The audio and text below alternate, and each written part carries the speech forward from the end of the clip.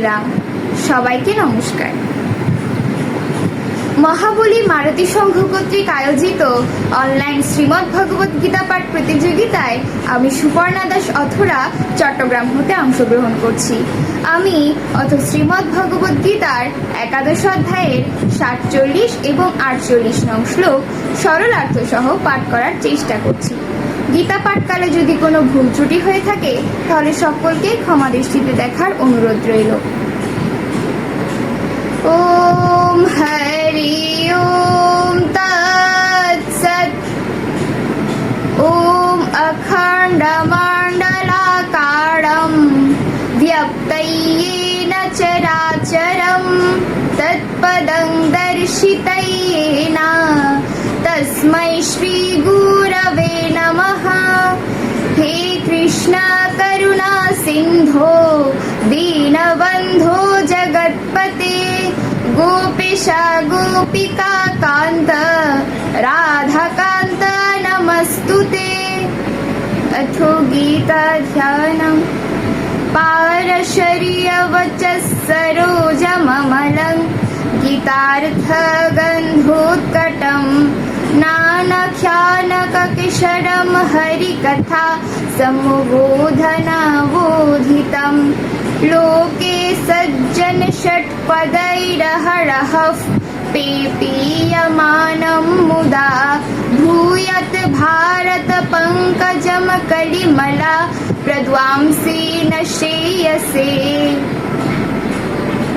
ओम नमो भगवते वासुदेवाय।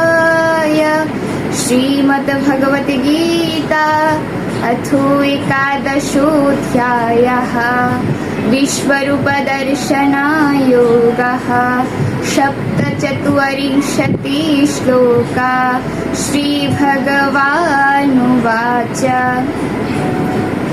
माया प्रसन्नेन तवार्जुनेदं रूपं परं दर्शितमात्मयोगत् तेजोमयो विश्वमानन्तमदियं यन्मे त्वदन्येन नादृष्टपूर्वम्।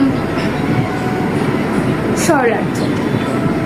শ্রী ভগবান বললেন, হে অর্জুন, আমি প্রসন্ন হয়ে তোমাকে আমার অন্তরঙ্গা শক্তির দ্বারা জড়জগতের অন্তর্গত এই পরম রূপ দেখালাম।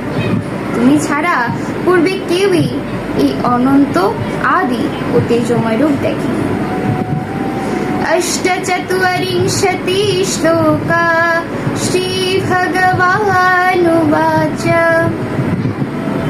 न वेदयज्ञाध्ययनाय न दानाय न चाक्रियाभिर्न तापोभिरुग्रहि एवं रूपशक्य आहर्नृलोके द्रष्टुं त्वदन्येन कुरु प्रवीर।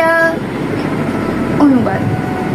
শ্রী ভগবান বললেন, হে কুরুশ্রেষ্ঠ, ইতপূর্বে তুমি ছাড়া আমার এই বিশ্বরূপ কেউ কখনো দর্শন করতে পারেনি। কেননা বেদ অধ্যয়ন, যজ্ঞ, দান, পূর্ণকর্ম ও কঠোর তপস্যার দ্বারাও জড়জগতের কেউই এই রূপ দর্শন করতে সমর্থ নয়।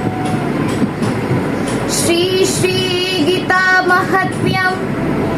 গীতা মে হৃদয়ং পার্থ গীতা মে সরমুত্তমম গীতা মে জ্ঞানমত্যুগ্রম গীতা মে জ্ঞানমব্যয়ম यदक्षरं परिभ्रष्टं मात्राहीनं च यद्भवेत् पूर्णं भवन्तु तत्सर्वात् तत्प्रसादा जनार्दन।